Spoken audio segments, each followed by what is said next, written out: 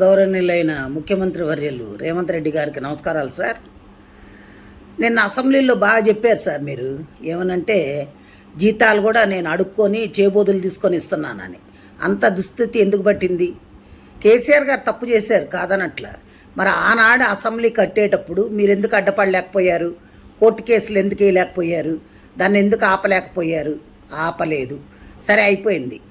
మేము ఎంప్లాయీస్ కట్టే ట్యాక్సులతోటి మిమ్మల్ని ఉచిత పథకాలు ఎవడు పంచమన్నాడు? ఉచిత పథకాలు ఎందుకు? ఉచిత పథకాలు ఇచ్చి మా జీవితాలు నాశనం చేయమని చెప్పినోడు ఎవడు లేడు కదా. ఎవరు చెప్పారు మీకు? ఉద్యోగస్తులకు బడ్జెట్ ఉంటుంది కదా. మా జీతాలు మాకున్నప్పుడు మాది మీరు ఇంకా అడుక్కునేది ఎందుకు?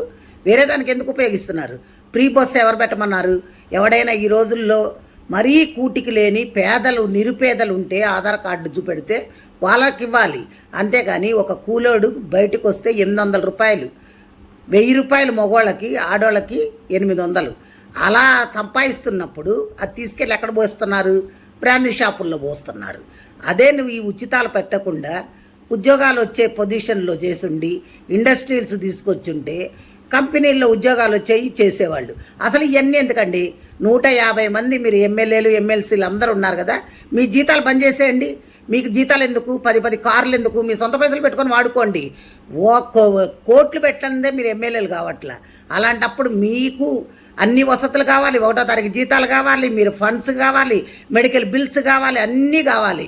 ప్లెయిన్లో ఊరికనే తిరగాలి, ఇవన్నీ కావాలి. ఇవన్నీ ఎక్కడి నుంచి వచ్చినాయండి? ప్రజల సొమ్మండి, మేము కట్టే ట్యాక్సులు అండి. మా ట్యాక్సుల పైసలు మిమ్మల్ని ఉచితాలుగా వాడుకోమని చెప్పినోడు ఎవడు? ఏ రాజ్యాంగంలో రాసిందో చెప్పండి. మీరు ఇవన్నీ కానీ చేస్తే ఇప్పుడు మేము రిటైర్డ్ అయిన వాళ్ళకి కనీసం పైసలు కూడా ఇచ్చే స్థితిలో లేరు మీరు. అంటే అప్పులు చేశాడు కేసీఆర్. అప్పులు చేసిపోయిన ముఖ్యమంత్రి ఒక ఆయన ఆస్తులు, నీకు దమ్ముంటే ఆయన ఆస్తుల్ని ఎలమేయండి. ఆయన ఆస్తుల్ని జప్తు చేసి అప్పులు కట్టించండి. ఇది ఒక చట్టం దాండి. స్టేట్ కానీ సెంట్రల్ కానీ మీ ఇష్టం వచ్చినట్టు వాడుకొని మాకు ఉచితాలు ఇస్తున్నాం, మీకు ఉచితాలు ఇస్తున్నాం అని చెప్తున్నారు. ఉచితాలు ఎవరికి ఇస్తున్నారు? ఉచితాల పేర్లతోటి మీ కార్యకర్తలకి దోసి పెట్టుకుంటున్నారు. అంతేగాని మీరు ఎవరికి ఏం చెయ్యట్లా, న్యాయం జరగట్లే అక్కడ. కాబట్టి దయచేసి మీరు ఇంకోసారి ఈ పిచ్చి సలహాలు ఇవ్వకుండా ఇప్పుడు ఎవరికైతే క్లాస్ 4th ఎంప్లాయీస్ కూడా జీపీఎఫ్ పై పెట్టుకుంటే బిల్లులు ఇచ్చే స్థితిలో లేకుండా అయిపోయారంటే ఏమనుకుంటున్నారు? ముందు అర్జెంటుగా మా బిల్లులు మాకు పాస్ చేయండి. రిటైర్డ్ అయిన వాళ్ళకి మర్యాదపూర్వకంగా డబ్బులు ఇచ్చి పంపించండి. అది పద్ధతి. అందరు తిరగబడితే మటుకు ఊరుకునేది లేదు సార్. ఇది మంచిగా ఉండదు కూడా నేను చెప్తున్నా. Thank you.